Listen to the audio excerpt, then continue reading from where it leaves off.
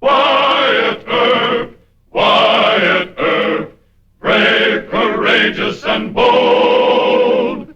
Long live his fame, and long live his glory, and long may his story be told.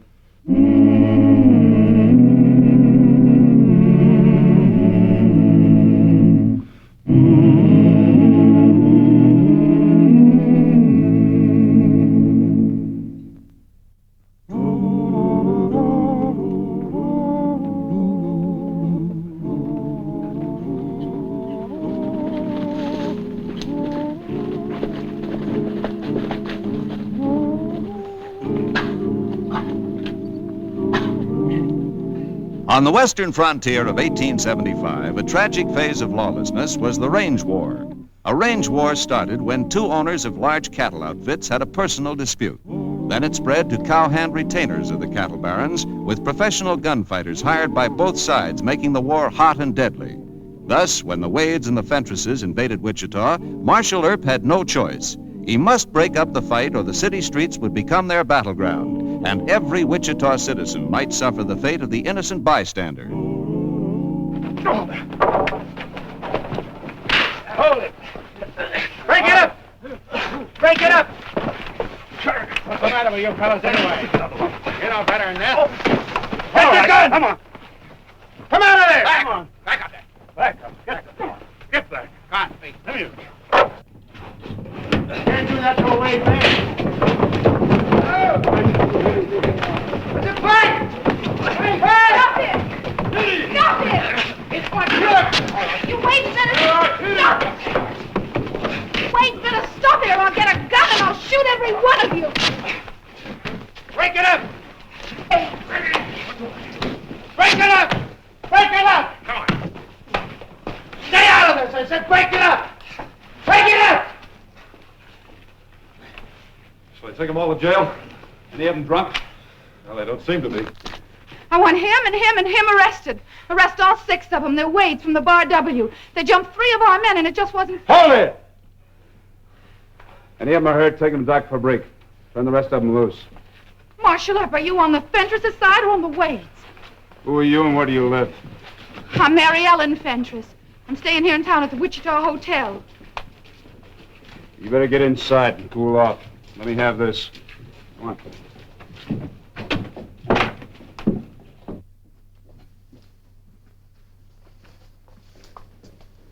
Now, you sit down and cool off. And I suppose you'd like to know what makes me tick. You must be Colonel Fentress's granddaughter. Lazy H outfit, hmm? Yes, I am. And there's going to be one real sure enough fight when my grandfather gets to town. Oh?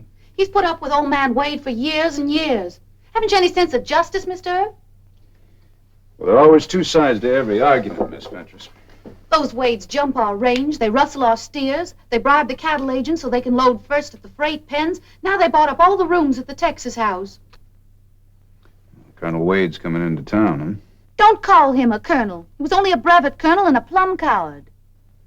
Well, I never argue with ladies. I'm sorry. I hope you'll forgive me for losing my temper. But it was 6 against 3, and well, my blood just about boiled. Yeah, I know. I bet you've lost your temper a few times. A few times, but, you know, it's one of the worst things a peace officer can do. Peace. Can't be any now. The Wades are loading guns. They've come into town for the finish fight. Wyatt, we're going to need some more men. The Wade boys just went into the Texas house and cleaned the gun rack. You see? Where are the Fentress men? Well, Doc Fabrique's patching them up. All right, let's go down there. Just the two of us, Wyatt? That'll be plenty. We'll go in the back door. I'll go too. No, you stay here and start trying to act like a lady.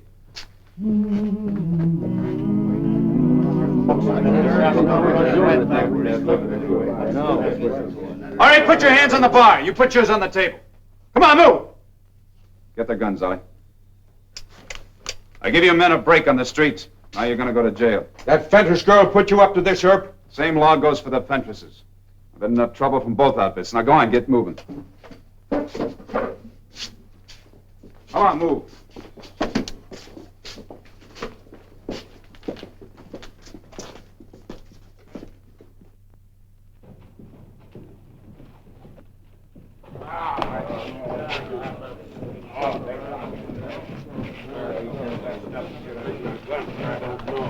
Go on, move.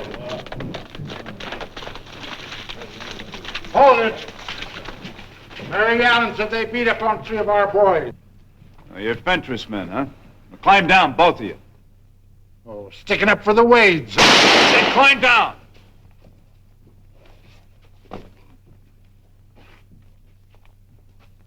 I'll fall in with the weights.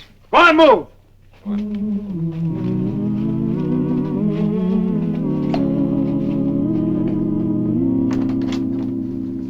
Marshal Earp, are you sure you haven't made some dreadful mistake?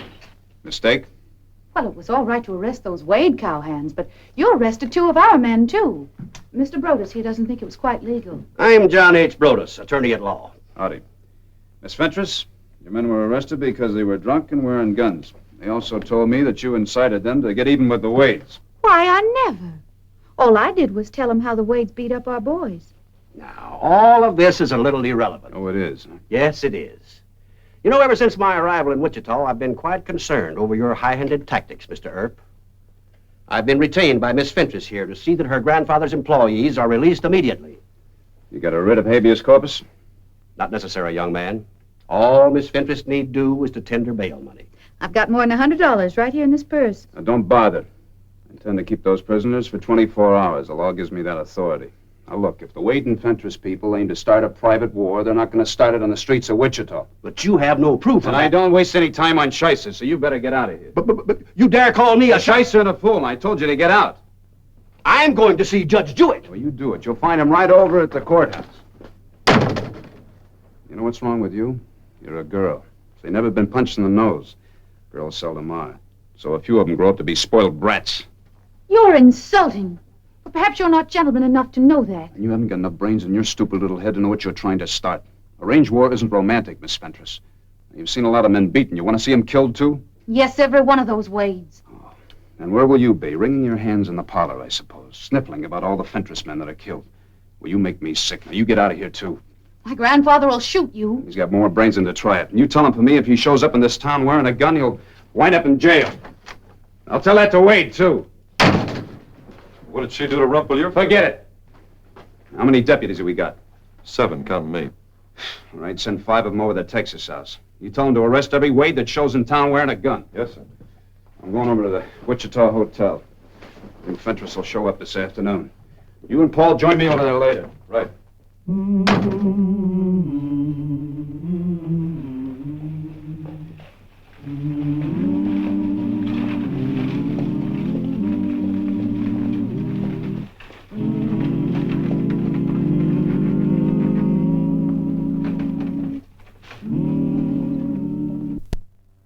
Oh, Grandfather, thank heaven you've come. You having trouble, Mary Ellen? Oh, it's that Marshal Earp. He says we can't fight the Wades. 3 of our men got beat up, then he arrested 2 more and took them to jail. And when I got a lawyer to try and get him out, why, he said just dreadful, insulting things to me. He did, huh? He treated me like a poor, trashy nobody. Then he took our lawyer and just shoved him out of his office. I reckon we'll drive straight to the calaboose, Curly. That Earp has needed a teaching for a good spell. Hold on, by Jove! You Colonel Fentress? Oh, I am, sir. Then you're under arrest, sir. Don't you dare try to You take stay him. out of this. She's been trying to start a free-for-all ever since this afternoon. And you think you can stop it?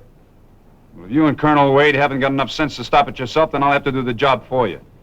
The jail's right this way, sir. I won't be there long. No, you won't, Grandfather. Mr. Brodus is seeing the judge right now. And why don't you arrest Wade? I intend to, as soon as he shows in town. It's too bad I can't arrest you, too. Now, let's get going. Don't worry, honey. He'll pay for this.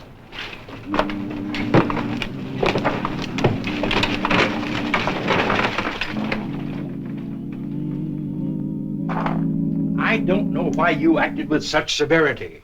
Colonel Wade and Colonel Fentress may be just blowing off steam. Not this time, Judge. They told their men to fight it out. But you don't know that. Well, Fentress is right in there. Go ask him point blank. Oh, hang it on, Wyatt. A man's intent doesn't constitute a breach of law. Brodus has been after me to release all the prisoners on bail. Well, you wouldn't do that. Why not? A pitched battle on the streets, innocent bystanders being hurt? It's a condition of priori criminis. You're asking me as a judge to assume that Wade and Fentress's men will actually shoot at each other. That's right. Brodus is a shyster, but he knows enough law to realize that you put me in an embarrassing position. Why, old man Wade isn't even in town. No matter what Fentress threatens, it takes two to make a quarrel. Don't you see that I'm stretching the law? Don't lose your temper, Wyatt. Oh, I think I'm doing right well, considering there's a range war about to bust loose in this town. And you quote Latin. Let me tell you... Oh, wait a minute, Judge. You listen to me. If you grant those men bail or sign writs of habeas corpus, I won't honor the papers. Indeed. Now, you're the judge, but I'm the marshal. If Brodus gets you to sign papers, they have to be enforced. Well, I won't enforce them, and neither will my men. Do you realize what you're saying? Look, I took an oath to keep peace in Wichita, and that's what I aim to do. As long as you're a marshal. Well, sir, in order to remove me, you have to have a trial. Mayor Hope is out of town, so you can't fire me. Wyatt, don't put... Excuse me, Wyatt. Old man Wade just got in. Where is he? Sitting over the lobby of the Texas house, and he's just loaded with shooting iron. We didn't want to tackle him without you knowing about it. Looks like a gunfight. Wade is right peaceful, isn't he? Well, maybe you better come along and find out what his priority criminous condition is for yourself. No. If he refuses to surrender his weapons, you arrest him. Thank you. I will.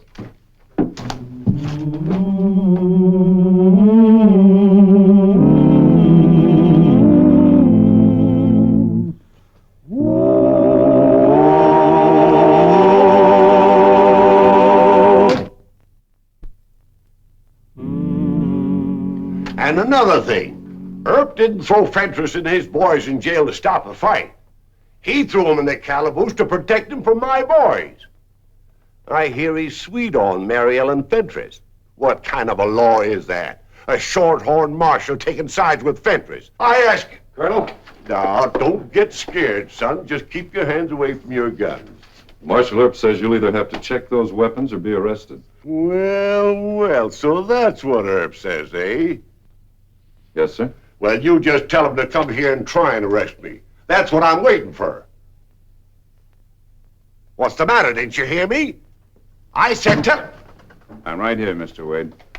Yeah, that's just what you do, Earp. Sneak up behind a man. I didn't want to have to kill you. A typical sneaky Earp trick. Come on, stand up.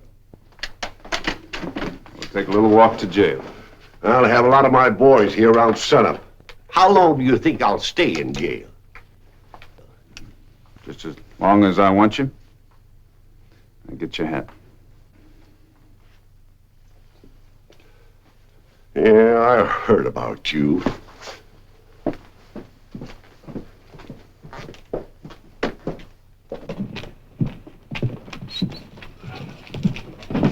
Well, I declare. It's Brevet Colonel Yellow Jack Wade. You just better stay in jail if you know what's good for you. Let's go. Marshal Earp, please. I was wrong. You did arrest Colonel Wade. I'd mighty well like to apologize. All right. Please. Can't we be friends? Why? Well, I just might be able to persuade Grandfather to call off the fight. Why would you do that? Well, in all my life, no man ever talked to me the way you did. And it started me to thinking. If you'd escort me to the lobby of the Wichita Hotel, I'd mighty well like to talk it over. All right. And then I got to thinking, what's all this awful fussing about? Just because Grandfather says Wade didn't support the 9th Virginia Regiment at the Battle of Malvern Hill. That was 12 years ago, Mr. Earp. And that's what started all the trouble, huh? Uh-huh, truly it did. See, Wade was in charge of a Carolina regiment. But he turned yellow and he ordered his wonderful men to turn back, exposing Grandfather's position. I know it was a terrible thing for Wade to do, but all the same, it just doesn't seem right that Grandfather should nurse revenge all these years, now does it? No. But what you said about me, that I'd weep crocodile tears in the parlor while our men and theirs were getting shot, what made me see myself as a mean, cruel person. Am I really that wicked, Mr. Earp? Well, I don't know any saints in Wichita, Miss Fentress. But you'd like me to prove I've changed by getting them to call off the fight. Your character's none of my business, but Well, you might win a big star for your halo if you could put an end to this round. But I'll need your help. How? Well, just getting Grandfather to call off the war wouldn't settle it.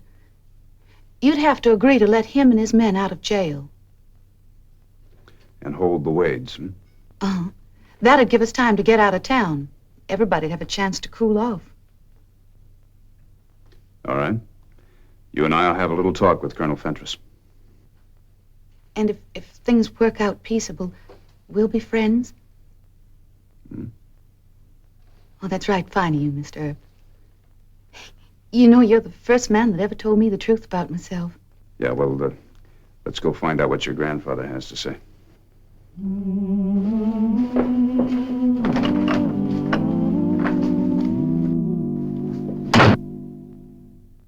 I'm sure Grandfather will listen to me. I hope so. Mary Ellen, what are you doing here? Grandfather, I've come to an agreement with Mr. Earp. He's going to turn us all loose if you promise to stop fighting the Wades. Oh, I thought so. Earp is a good-looking scamp, and he's turned your head. Grandfather, how can you say such a thing? Forget it, Miss Fentress. Colonel's determined to have a war. I make no deal with you, Earp. I don't have to. No? Brothers has telegraphed the governor, and the governor is a personal friend of mine. Grandfather, I've given... Mind your manners, Mary Ellen. No lady would associate with a fellow like Earp. You go along back to the hotel. Immediately. You and that small-town judge will soon be out of jobs. Paul? Send Colonel Wade in here. I'm going to make you the same offer I made to Fentress. I'll keep him and his men in jail here for a while and let your crowd go free, if you'll promise to get out of town. And make peace, I suppose. I don't care what you and Fentress do outside the city limits. But I'm not going to have any gunfire in the streets of Wichita. You're bluffing with a poor hand, Earp. A pair of deuces. Oh, I am, huh? Yes, you are. Of course, Fentress wired the governor and we'll be out of here by morning. And so will you, Sonny.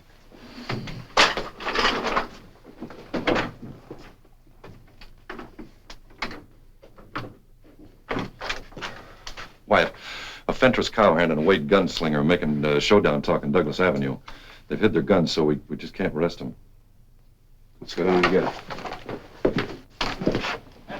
What have you been doing sitting around here talking? You wouldn't let them run us out of town? Come on, get out of the way. You've been doing enough talk. Why don't you draw?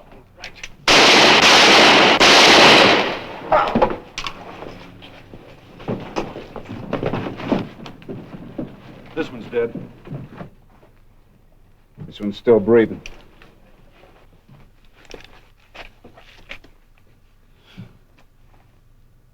He's wearing Bar W spurs. First blood for Colonel Fentress. All right, you men, take him on over to Doc Fabrique's. Give him a hand.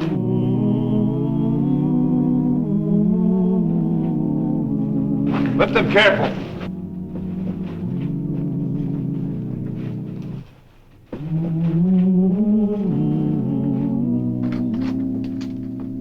Oh, Wyatt, the jig's up. A writ of mandamus from the court in Topeka. We've got to release both Wade and Fentress outfits. According to what the court says. Now, Well, Wyatt, they said it, let them enforce it. I'll be impeached, and you'll be fired. Look, there's one man dead and another man so badly wounded he'll be crippled for life. And do you know why? Because 12 years ago, Fentress accused Wade of being cowardly at the Battle of Melbourne Hill.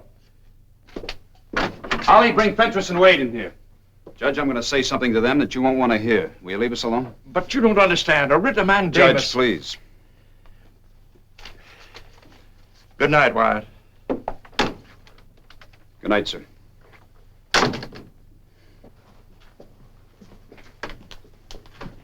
Have a seat, gentlemen. Thank you, sir.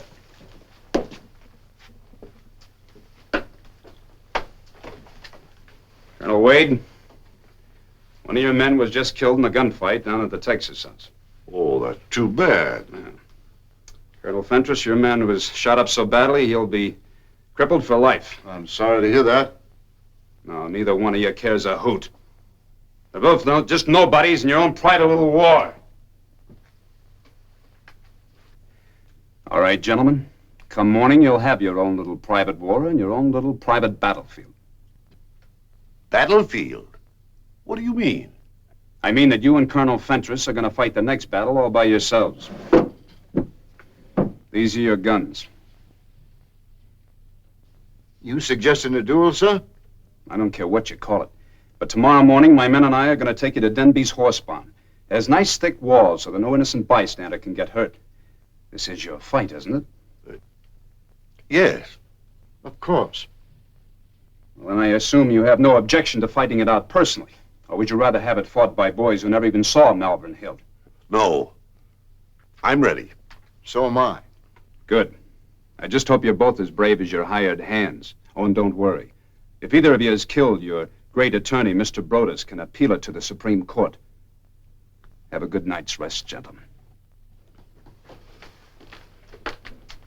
Good night.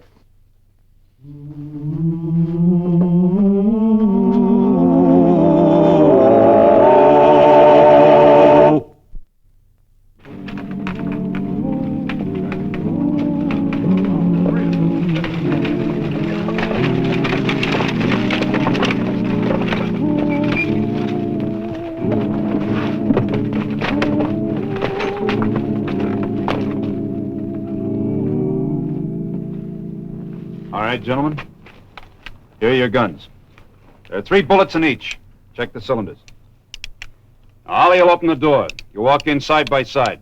Then you'll make your own arrangements as to when to start the fight and the distance between you. You understand? Any time, gentlemen.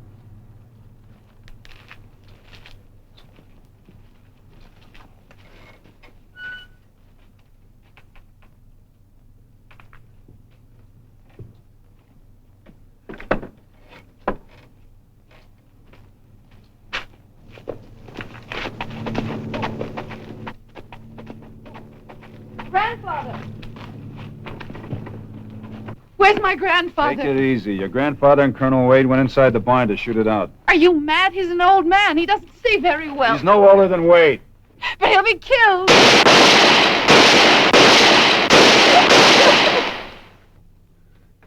It's 6, Ollie. Open the door.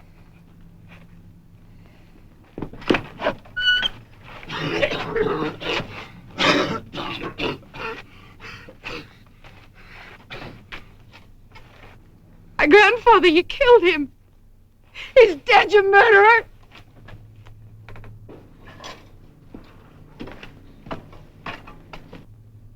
Grandfather! Grandfather, thank heaven. I'm all right, honey. Wretched bad shooting. Take him to Doc for Breeks. I hate you. Oh, there, Mary Ellen. The war's over. Jack and I decided we've had enough. Come on, Jack.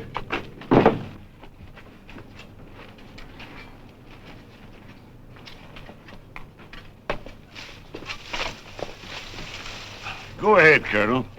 Thank you, Colonel.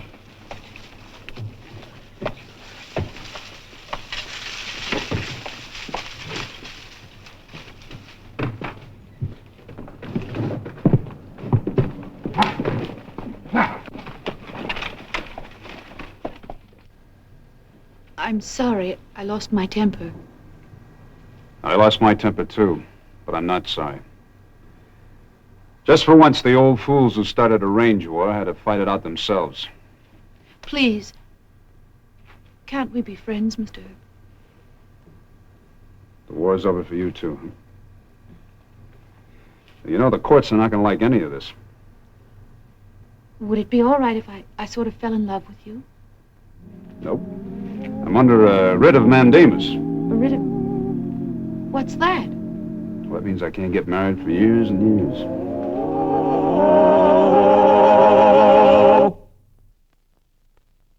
Well, he cleaned up the country, the old Wild West country. He made law and order prevail. And none can deny it, the legend of Wyatt forever will live on the trail. Oh, Wyatt Earp, Wyatt Earp, brave, courageous, and bold. Long live his fame, and long live his glory, and long may his story be